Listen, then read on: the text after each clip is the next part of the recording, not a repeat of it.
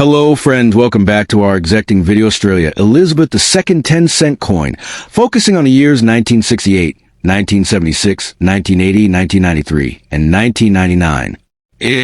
From the rainforest floor where the lyrebird dances to the minting presses in Canberra, Australia's 10-cent coin has told a steady story since decimal changeover.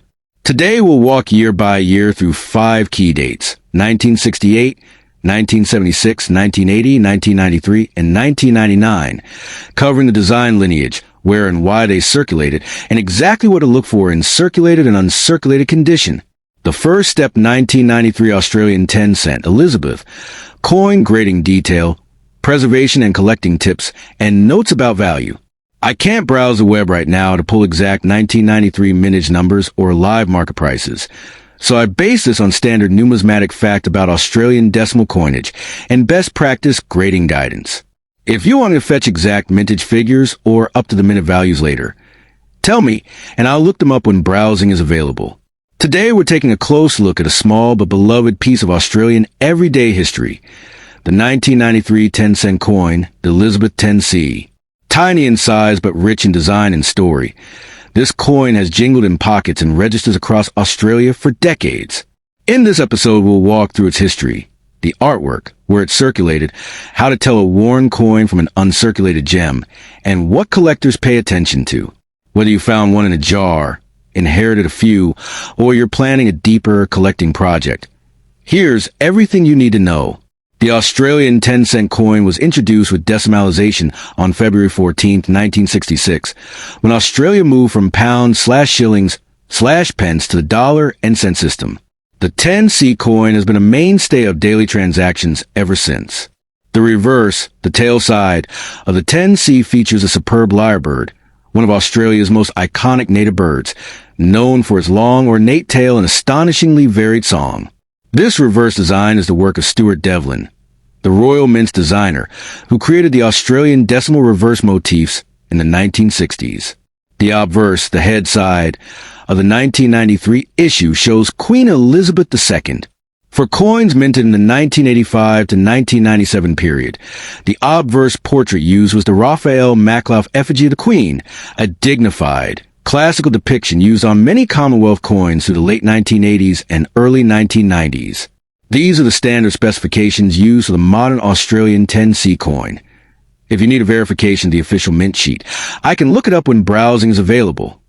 Composition: copper nickel, commonly 75% copper/25% nickel. Diameter: 23.6 mm, typical for Australian 10C.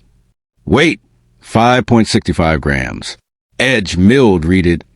Orientation: coin orientation typical of Australian coins, obverse/reverse orientation consistent with Commonwealth practice. The 10C is legal tender throughout Australia. All 6 states, New South Wales, Victoria, Queensland, South Australia, Western Australia, Tasmania, and internal territories, Australian Capital Territory, Northern Territory. Australian decimal coinage is also used in several Australian external territories for which Australia issues coinage, e.g. Christmas Island, Cocos, Keeling Islands, and Norfolk Island during periods when Australian currency was in use there. These coins circulate normally across the country and are used in day-to-day trade wherever Australian dollars are accepted. As a general circulation coin, the 1993 10C would have been used in shops, public transport fares, vending machines, and everyday change nationwide. Reverse: lyrebird. The lyrebird is shown perched with tail elegantly fanned. Devlin's work is detailed, with fine feathering on the tail and texturing on the bird's body. On well-preserved examples, you'll see fine feather detail and strong devices, raised areas. Obverse: Queen Elizabeth II.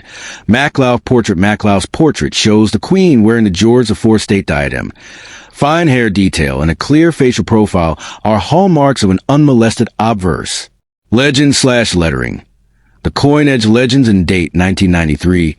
On the obverse should be crisp. On circulated coins, the high points will be worn first and the date may be softened. Use standard collector grades as a guide. Below are practical signs you can narrate or show on camera. Good G/about good. Major details are heavily worn. Lyrebird outline present, but most feather detail gone. Queen's portrait flattened. Rim may be merging into fields. Points only. Most feathering on a lyrebird remains visible. Fields may show some slight contact marks. Common wear patterns. The highest relief areas, lyrebird tail feathers, and the queen's hair and diadem. Take wear first. Look for smoothing along the rim and flattened feather ends. Uncirculated/brilliant uncirculated. UNC/BU no signs of circulation where on the devices. The original luster mint sheen is present across the fields and devices. Hairlines from handling or contact marks may exist, but there is no rubbing of devices. Mint state MS60, MS70 coin grading scales used by professional services, e.g. MS60 baseline to MS70 perfect. A 1993 10C and MS65 would be attractive. Strong luster, only minor contact marks. MS67. MS70 examples are exceptionally rare and draw strong premiums for higher quality. Proof versions. If you encounter 1993 Proof 10C, usually only in mint sets or special issues, proofs will have mirrored fields and frosted devices and are struck specially. Proofs are different from regular business strikes and are normally sold in sets by the Royal Australian Mint. Luster and surface. Tilt the coin under light. An uncirculated coin shows a continuous reflective sheen. Circulated coins have dull spots and scuff fields. High point wear. Inspect lyrebird tail tips, wing texture, and queen's hair. Loss of edge-to-device sharpness is the first sign of circulation. Contact marks and bag marks. Uncirculated coins still can have small contact marks from minting/handling. The fewer and smaller they are, the higher the grade. Toning and coloration. Natural toning occurs with age and metal composition. Light golden toning is usually acceptable.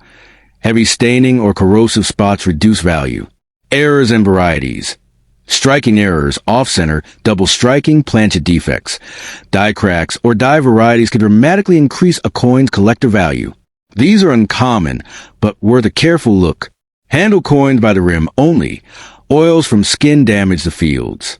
Use acid-free coin flips, 2x2 mounts, or inert plastic holders. Avoid PVC flips which can leach and damage coins. Store in stable humidity and moderate temperature.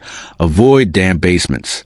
For high-grade uncirculated coins, consider rigid holders that show both sides without touching surfaces. Label with year, grade if known, and provenance where you bought or found it. A typical circulated 1993 10C is generally worth face value, or a small premium to collectors if common. Uncirculated and higher graded pieces carry a premium. The rarer and higher the grade, the greater the price. Error coins, proofs, or unusually toned specimens may command much larger premiums. For up-to-date market prices, consult recent auction results, online numismatic marketplaces, and coin dealer price lists. If you want, I can fetch current values and the 1993 official mintage figure when I have browsing available. That's the story of the 1993 Elizabeth 10-cent coin, a tiny copper-nickel ambassador of Australian wildlife and decimal history. Second step, small, beautifully detailed, and often overlooked in your pocket change. Today we're taking a deep dive into one of Australia's most constant companions, the 10-cent coin from 1980. We'll cover its design and maker, where it came from, how it circulated, what to look for when grading one, and why an uncirculated 1980 10C might matter to collectors. Let's go. Decimal currency came to Australia in 1966. As part of that change, the Royal Australian Mint commissioned a set of reverse designs that would celebrate native animals and plants, and one of the most elegant of those designs is on the 10-cent coin, the superb lyrebird.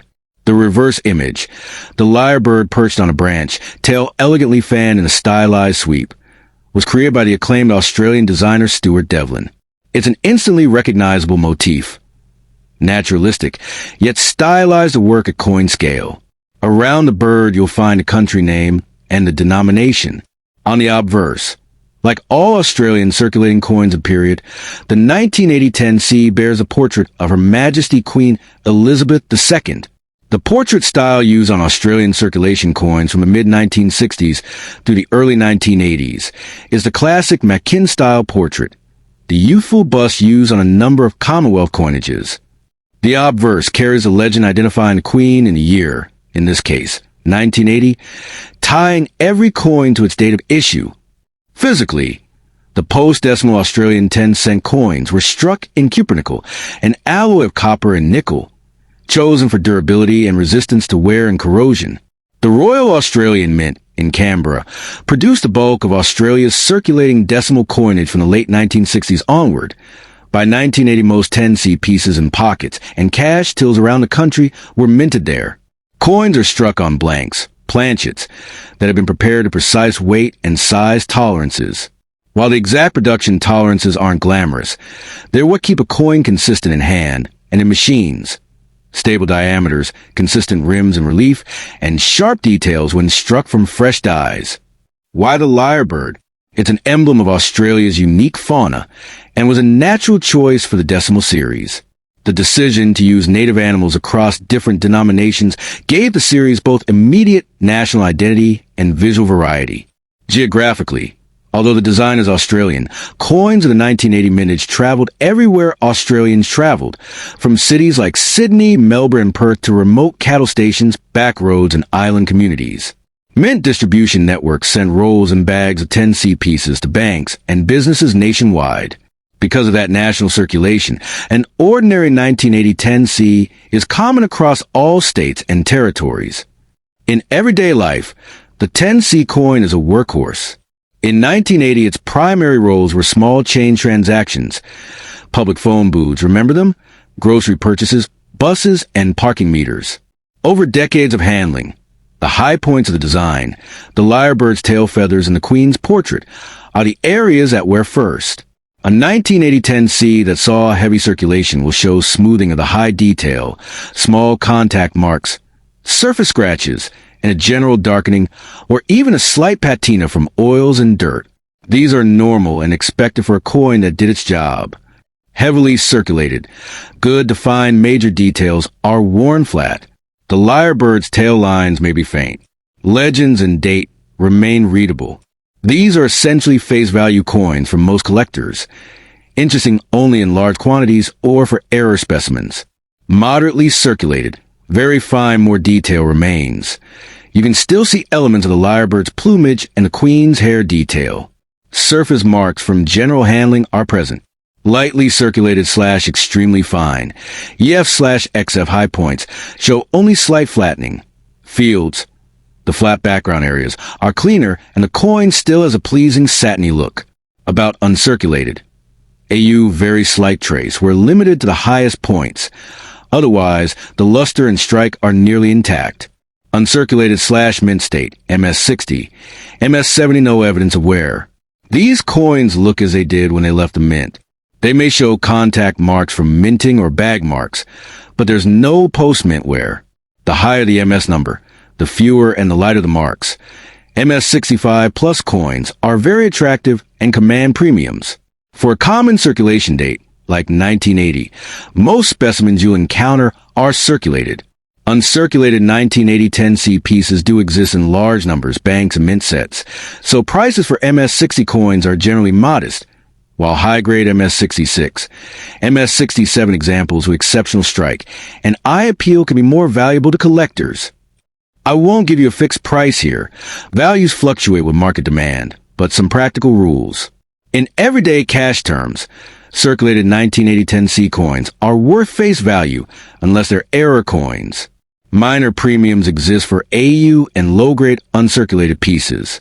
Significant premiums are reserved for double strikes or double dies, doubled images or letters, which can be visually striking, planchet defects like laminations or clipped edges. Errors can move a common coin from pocket change to collector's item overnight. Always photograph and document a suspected error before cleaning or handling it extensively. Never, ever scrub a coin with abrasives or chemicals to make it look new. Cleaning will almost always reduce collector value. If you must remove loose dirt, gently rinse under distilled water and pat dry with a soft cloth. For valuable coins, leave cleaning to a professional conservator. For beginner collector, 1980 10C pieces are a great study subject. Affordable, common enough to find, but with plenty of learning opportunities about grading, mint errors, and historical context. Serious Australian-type collectors will want high-grade specimens of each year, and 1980 is an important annual node in the decimal series. If you pick up a 1980 10C and want to evaluate it quickly, check the date and full legend on obverse and reverse. Ensure it's cleanly struck and readable. Inspect high points for wear, lyrebird feathers in the queen's hair. Look at fields for scratches, bag marks, or toning. Search for unusual features, doubled images, off-center strike, rim clips. Note overall eye appeal, luster, toning color, and strike quality matter. The 1980 Australian 10-cent coin is a humble yet elegant piece of everyday history. It's a reminder of design choices that celebrated Australia's unique wildlife, a manufacturing craft at the Royal Australian Mint, and how a small object can carry decades of use and stories. Whether you're pulling one from a jar of pocket change or carefully inspecting an uncirculated example under a loupe, every 10C has a story to tell.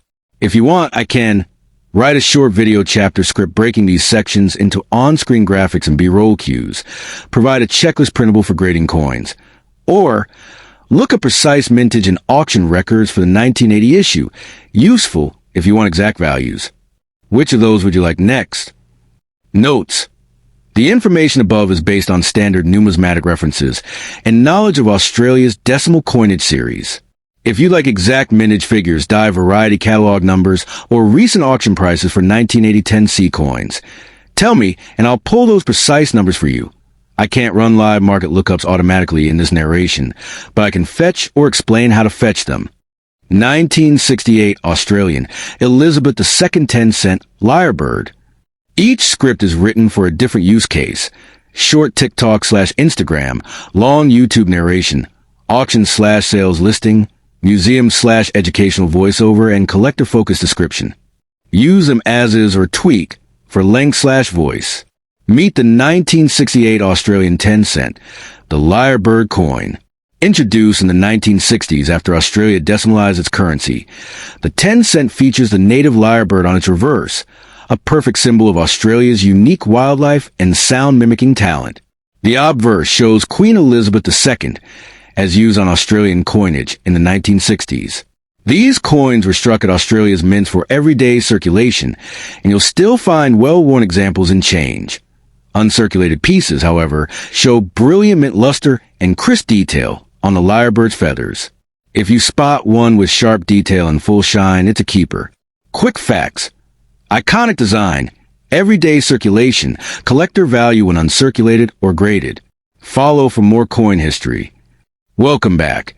Today we're diving into the story of a 1968 Australian 10-cent coin. To understand this coin, we need to go back to the mid-1960s, when Australia moved from pounds and shillings to decimal currency. As part of that change, the 10-cent piece became a core denomination. The reverse design, the realistically rendered lyrebird, was created by Sir Stuart Devlin, whose clean, naturalistic animal motifs became synonymous with Australia's decimal coinage. The obverse bears a portrait of Queen Elizabeth II used in that era, and the coins were struck for circulation at Australia's government mints to meet everyday demand. Because the 10-cent was a working coin, most survivors show circulation wear, smoothing on high points, loss of luster, and small nicks. Collectors prize examples that avoided circulation. Those retained sharp feather detail on the lyrebird, crisp edges, and full mint luster. When assessing condition, use standard grading terms. Circulated grades: good, fine, very fine, extremely fine. Describe progressive wear. Uncirculated or mint state pieces will show no wear, only the original minting marks, such as faint bag marks or dye polish lines. For anyone collecting Australian decimal coins, the 1968 10-cent is an essential piece, historically significant, beautifully designed, and a constant favorite. If you want, I can walk you through how to grade one step by step. For auction, 1968 Australia 10-cent lyrebird, obverse. Queen Elizabeth II, reverse, lyrebird by Stuart Devlin. Composition, original decimal era cupronickel alloy. Provenance, struck for circulation by the Royal Australian Minting Authority in the late 1960s. Condition, insert grade here, e.g. -58 Australian dollars / uncirculated. Description, sharp reverse detail with strong feather definition. Obverse portrait clear with minimal contact marks. Original luster present across fields. Notes. Common date in circulated grades. Premiums apply to fully uncirculated or certified coins. Combined shipping available. Photos available on request. 1968 Australian 10-cent coin, lyrebird. When Australia adopted decimal currency in the 1960s, new coin designs were commissioned to represent the nation. The 10-cent coin features a lyrebird, a native Australian songbird famous for its elaborate tail and remarkable ability to mimic sounds. The designer, Sir Stuart Devlin, rendered the bird in lifelike detail, a deliberate choice to celebrate Australia's natural heritage. The obverse shows Queen Elizabeth II, reflecting Australia's constitutional monarchy at the time. These coins were intended for everyday use. Their survival in museums today, especially in uncirculated condition, helps us study minting techniques, where patterns from commerce and the visual culture of Australia's modern nationhood. Collector tip. Evaluating a 1968 Australian 10-cent starts with the reverse, the lyrebird's feathers and tail. On circulated examples, you'll see smoothing on the highest feather tips and reduced contrast between devices and fields. Check the obverse for hair detail and rim integrity. Bright, reflective fields and frosted devices usually indicate an uncirculated strike. Be aware of common contact marks. Tiny scratches from mint bags, which don't necessarily reduce a coin from mint state, unless they're heavy. Grading shorthand. Circulated, obvious where on feather tips and portrait highlights. EF/XF, extremely/very fine. Most detail present some flattening. AU, about uncirculated. Nearly full detail. Only the faintest rub. MS/UNC, mint state/uncirculated. No surface wear, full luster, sharp devices. For buying, request high-resolution photos of reverse and obverse. Look for full feather separation on the lyrebird and original luster. For selling, a certified grade from a major grading service will usually command the best market price. Happy collecting. The 1968 10C is a cornerstone of any Australian decimal set. If you want, I can convert any script into a 30 or 60-second voiceover with time cues, produce an on-screen bullet summary for video, or write eBay/numismatic catalog descriptions for different grades, good MS. Which follow-up would you like? Hello. Today we'll take a 5-minute tour of the 1976 Australian 10-cent coin. Its story, where it was made, what it looks like. The 1976 10-cent is a standard circulation coin of decimal Australia. Copper nickel, 23.6 millimeters across, and bearing familiar lyrebird on the reverse with Queen Elizabeth II on the obverse. It's one of the small coins Australians used every day after decimalization. History and context. Decimal currency arrived in Australia on February 14, 1966. The 10-cent denomination was introduced then, and the basic design, a superb lyrebird by Stuart Devlin, remained the standard reverse through the 1970s and beyond. The 1976 pieces are simply part of that continuing series. Everyday money rather than a special commemorative issue. Reverse, back the lyrebird with its tail feathers swept forward above the head. This design was created by Stuart Devlin and is a defining trademark of Australian 10C coins. Obverse. Front the portrait used on 1976 coins is a young bust portrait of Queen Elizabeth II by Arnold Machin. The Machin effigy was the obverse portrait used on Australian coins from 1966 through 1984. Around the bust you'll see the legend Elizabeth II and Australia with the year. Composition. Copper nickel. Weight, about 5.65 grams. Diameter, 23.6 millimeters. Edge milled reading. These are the standard technical specs for the decimal 10C of that era. Where it was made, geography. Most Australian 10C coins, including 1976 issues, were struck at the Royal Australian Mint in Canberra. Over the broader lifetime of the denomination, some dates/variants were struck at other mints overseas, but the Royal Australian Mint is the principal producer. Circulation life and commonality. The 10C coin was everyday change.